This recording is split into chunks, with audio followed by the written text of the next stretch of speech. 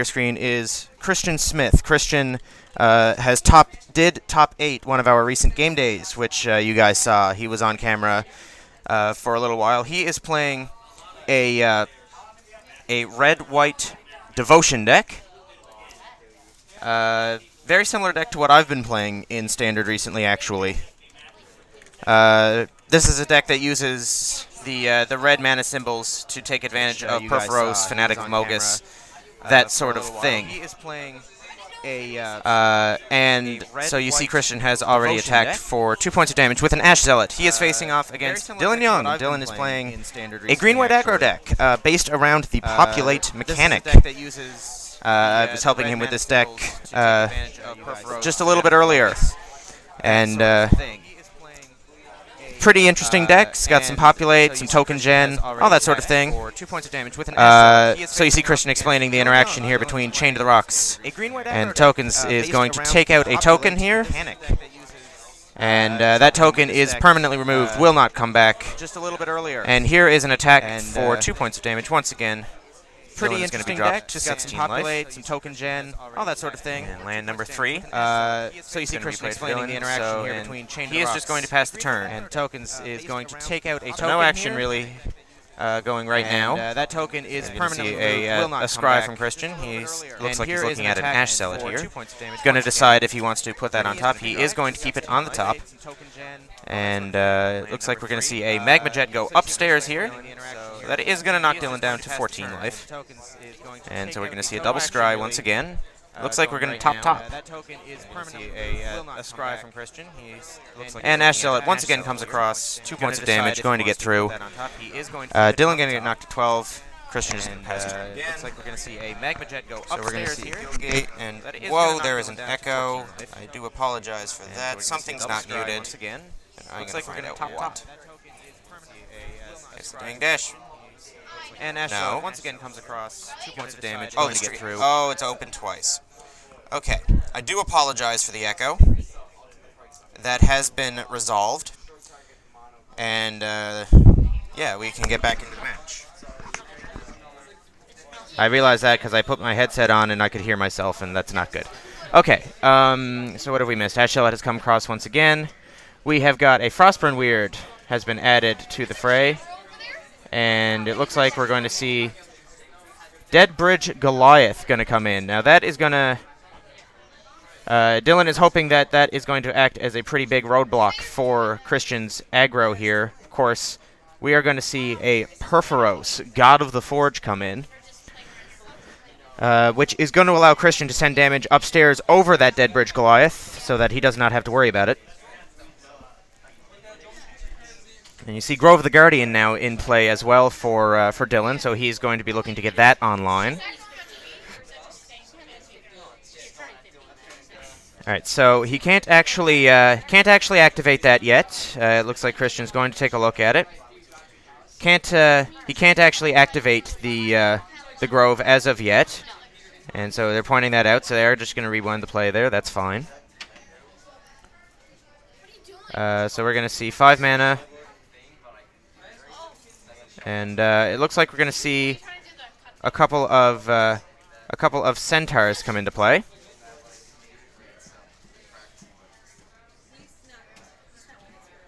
But of course he can't. Oh, he actually can't cast that.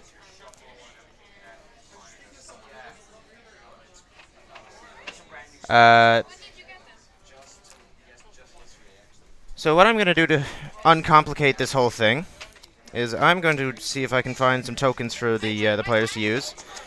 So we're going to see Ash Zealot come in. It is going to trigger the Perforos. A couple of points of damage are going to go upstairs. Alright, I don't actually have any Centaur tokens.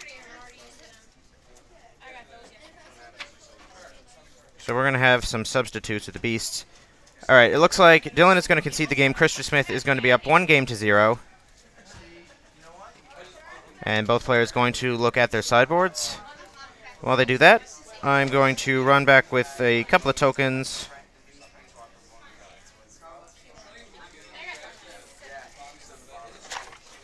And so that the players have those. So give me 1 second, folks. I will be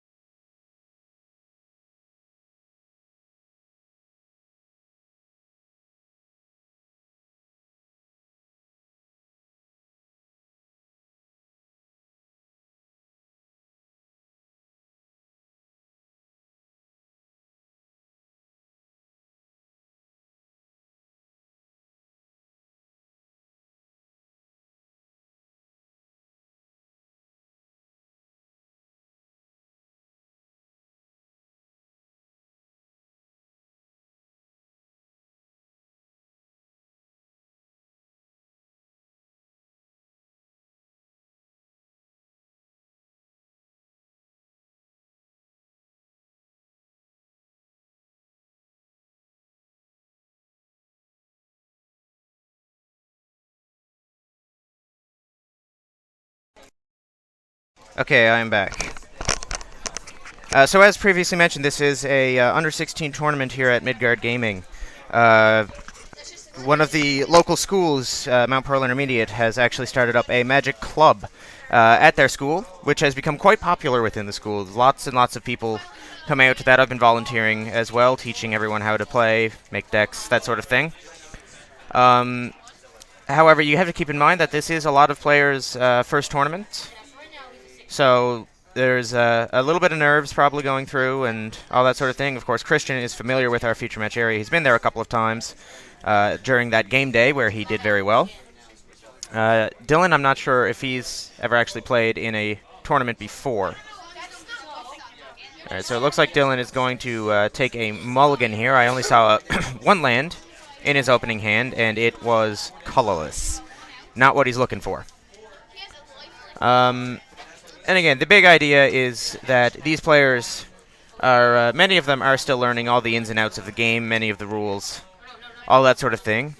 So the whole idea of this stream today is for you guys to contribute some constructive feedback to be passed on to the players, as well as for them to have the potential to go back and rewatch their matches and potentially learn from that as well, alongside my commentary and all of that sort of thing.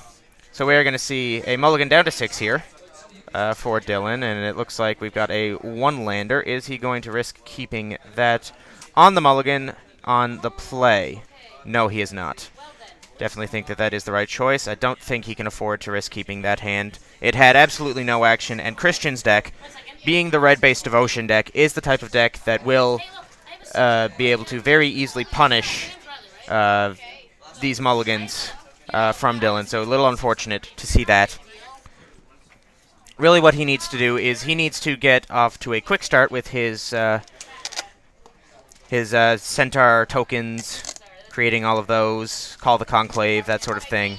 Get off to a quick start with them, flood the board, and stop all the aggressive plays that Christian could be making. So we're going to see, I think I see 2 or 3 lands, and we are going to start with the plains and say go. Christian is going to draw for turn. I believe he's going to lead on a temple, and it's going to get a scry. Did not catch what it was. I think it might have been a Frostburn Weird. Not 100% sure.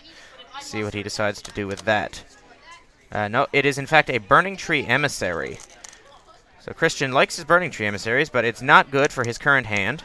So he is going to wisely ship it to the bottom. You see he does not have any real strong plays with it in his current hand. And we are going to see a Grove of the Guardian. Awkward second land. Green-white, of course, is a deck that is known for having a rough mana base, which you wouldn't expect out of a 2-color deck, as we see Ash Zealot coming across for 2 points here. The green-white deck does have a little bit of mana issues from time to time, which surprises many people, as we see Vitu-Ghazi Guildmage. This is the Guildmage from Return to Ravnica. This card dominated Limited for a very long time, and Dylan is going to be looking to make use out of that here in this particular match. Of course, the idea is that he is able to pay 6 mana to create a 3/3 Centaur token, and for just 4 mana, he is able to populate a token in play. It looks like Christian does not want him to get that chance. We're going to see an attack here, no blocks, for obvious reasons. First strike damage would knock it out, and it looks like Christian's just going to pass the turn here.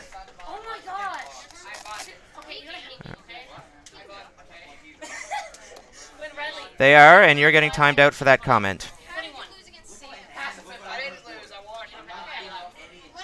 This is an under-16 tournament. These players, many of them, as I mentioned, are just starting the game. And so comments like that are not appreciated. Constructive feedback only in the chat. Anything besides, and you will be timed out. Repetition to do so, you will be banned. And we're going to see a Boros Reckoner come in here. It has haste via the Hammer of Perforos. Dylan's going to get knocked to 13 by that, and he is going to pass the turn. So there is a Forest. And it looks like we're going to see 6 mana. And I believe we're going to see an activation of the Vitu-Ghazi Guildmage, which is going to put a 3-3, what is currently a 3-3 Sal token, into play. Sal, of course, owner of, a co-owner of the face-to-face games. And we see Christian was thinking about a block there, then realized that the Wayfinder is a 3-3 because of that token. So he is going to take the damage. Looks like Dylan may have missed his populate trigger. Looks like he's now pointing that out. So I think Christian's saying, that's okay, you can get that. And we are going to see a Chain to the Rocks exile the Wayfaring Temple. As, of course, that is not something that Christian wants to let get completely out of hand. He's going to pass the turn, and now Dylan has developed his board state precisely how he wants it in this matchup. He has some big creatures in play, and we're going to see another 3-3 token come into play off of the Call of the Conclave, and I believe we're going to see a populate activation, and he is going to just populate a 3-3. So Dylan is flooding the board with 3-3 tokens right now. And it looks like he's thinking about getting aggressive here. Now, this is risky into a Boros Reckoner. Christian does have the potential to just first strike this down. We'll see if he sees that play. Looks like he's thinking about blocking here. So we are going to see a block. And Christian is going to activate first strike, meaning that the token will get first strike down. One token dies, and the other deals 3 points of damage to Christian, knocking him down to 11. It is, Mike. It is, in fact, Red-White Devotion. We see an Assemble the Legion drawn for Christian. Does not currently have the mana to play that. And it looks like we're going to see a Chain to the Rocks, knocking out Vitu-Ghazi Guildmage. So no shenanigans, no more shenanigans from the Vitu-Ghazi Guildmage, continuing to make a whole bunch of tokens. It looks like Christian is forced to pass the turn here, cannot attack into this horde of 3-3s. So it looks like, oh my god, is that a Collective Blessing drawn for? Oh my god. That is a Collective Blessing, ladies and gentlemen. A card that was a bomb in RTR Limited, of course, for anybody unfamiliar with the Collective Blessing. It is a 6-mana enchantment in green and white. All creatures get +3/+3. So it looks like we are going to see an attack here for what is actually 18 points of damage. Christian can only block 1. Well, actually, he can block 2, but we'll see if he is.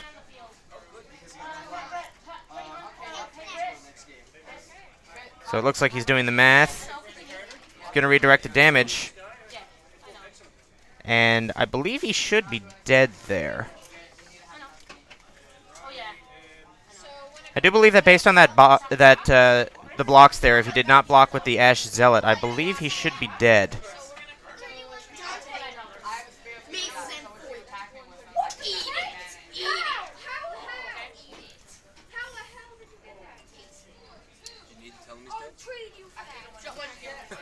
Yeah, so I'm actually going to run in and just confirm what happened there and make sure that the players know what's going on, and so I'll be back in a second.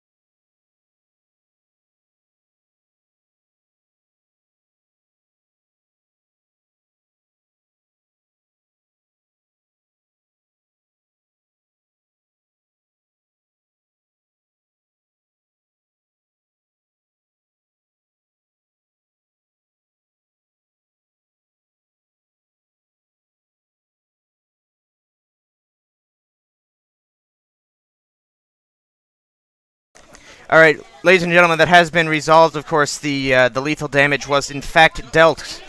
The players were just confusing Boros Reckoner's ability. Of course, combat damage gets dealt before the Reckoner's ability triggers, meaning that Christian did in fact take lethal damage there. So Dylan is going to tie it up, 1 game apiece. Green-white tokens versus red-white devotion. So Christian is going to be on the play for Game 3, which is exactly where he wants to be. But as that game played out precisely as what I was talking about with this matchup, what Dylan wants to do, he just wants to completely flood the board with creatures that Christian is unable to swing through, and then eventually land one of his giant late-game cards, such as Collective Blessing, or activating Grove of the Guardian, things of that nature, to just completely overwhelm Christian and get through all of the damage. It was a mulligan to 5, you're right. That was a very impressive game there. It was a very good display of the power level that the token deck can emit if it gets out of hand. Now, of course, Christian back on the play here, where he wants to be with his red-based aggressive devotion deck. Wants to outrace that. Is that a 3 Nykthos hand? There's at least 2 Nykthos there.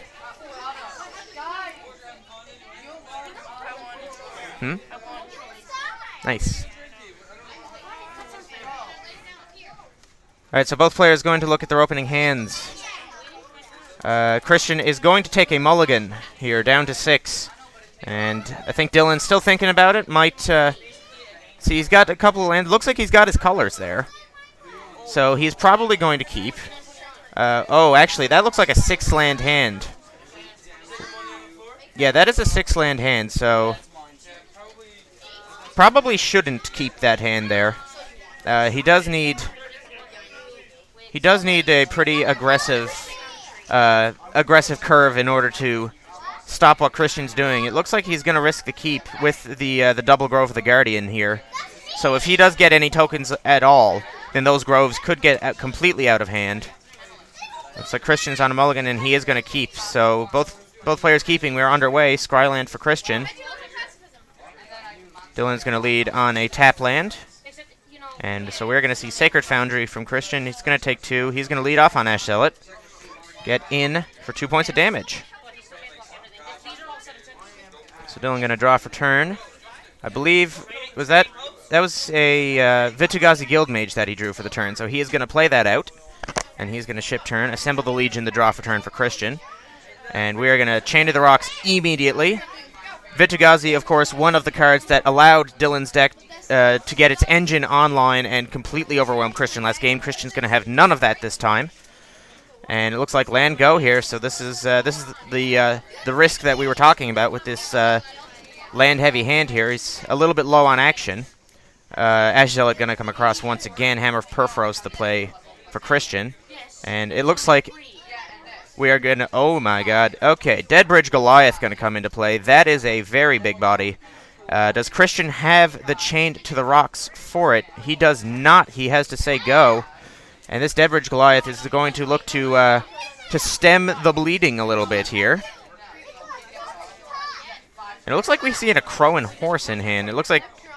now, Dylan is hesitant to attack with this Deadbridge because, of course, that is currently staving off the forces that Christian has, and we are going to see an attack from it.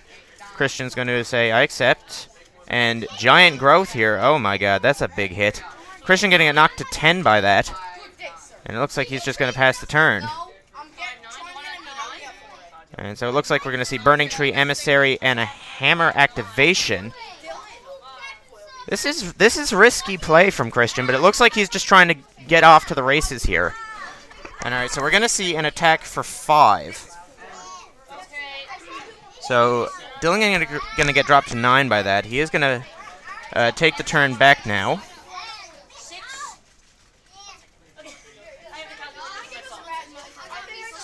Now that Giant Growth should be in the graveyard right now. It's not currently in play, so...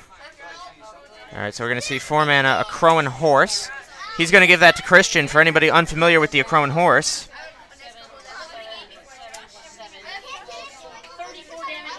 The Akroan horse, of course, what that does, for anyone unfamiliar, is that at the beginning of each upkeep, Dylan is going to get a 1/1 soldier token, which I actually have a whole lot of right here. Actually, the soldier tokens that I have here right now are actually the correct art as well. I want to run those back and give those to him. So use those for the horse. So we're gonna get some real legitimate soldier tokens in play, just so we can keep an eye on that to make sure we know what they are. So it looks like Christian's gonna play a Frostburn Weird for the turn, and this is the risk that I was talking about when it came to the hammer activation, is that he is low on land, so he's not able to play out his bigger threats. Christian is just forced to pass the turn here. You see Selesnya Charm in hand, and here's a Call of the Conclave. So this is going to be a 3/3 token going to come into play. There's the 3/3 Sal.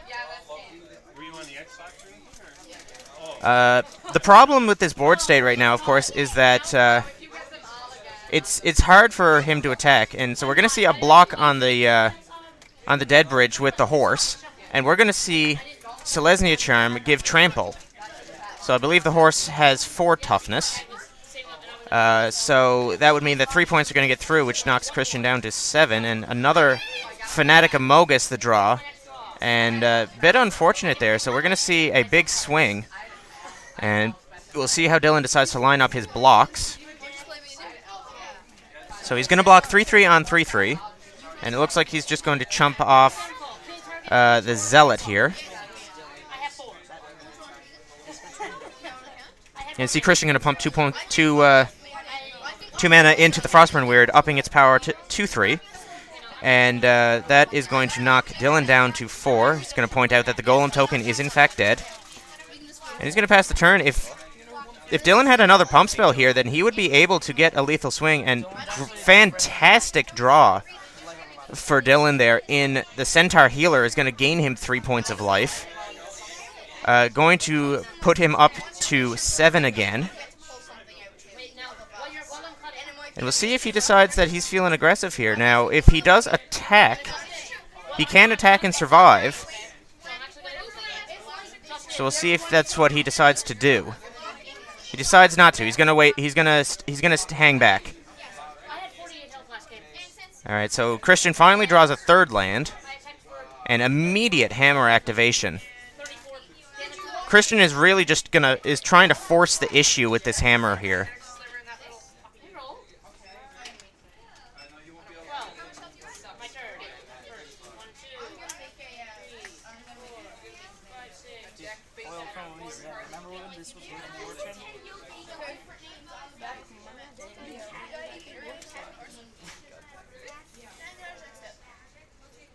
And we are just going to see a pass the turn.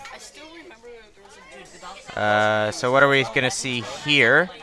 We see a Karametra. Karametra going to come into play. This is one of the new gods from Born of the Gods, the green-white god.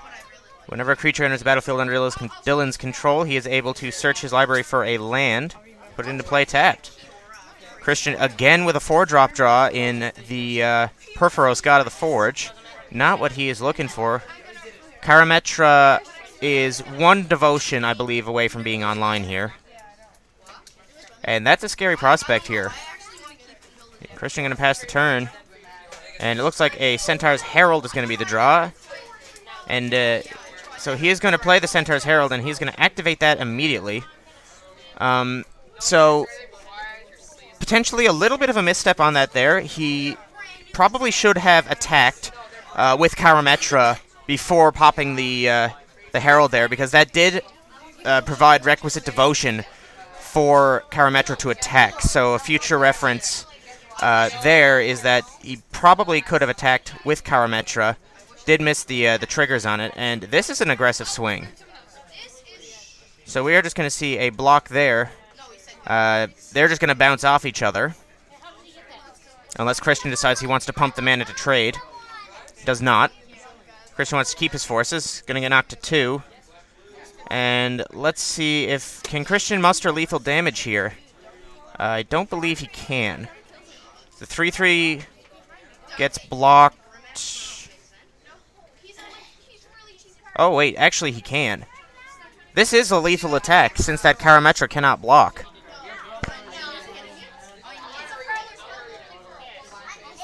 And Christian, it seems, sees that. See, Dylan's going to take a look at the Frostburn Weird. Christian says, yeah, you're dead, no matter how you block. So Dylan only has one blocker, Karametra not online. It is one devotion short. That was a very risky attack, and it looks like he's going to pay for it. Alright, so we're going to see that. Pump of 2. And there is the hand, so Christian Smith, Red-White Devotion, is going to take the match 2-1. Very close third game there. Just a slight misstep by Dylan. Did cost him the match. You are getting banned, Zetzunt. You are not going to be able to talk in here anymore, you arrogant ass. So, ladies and gentlemen,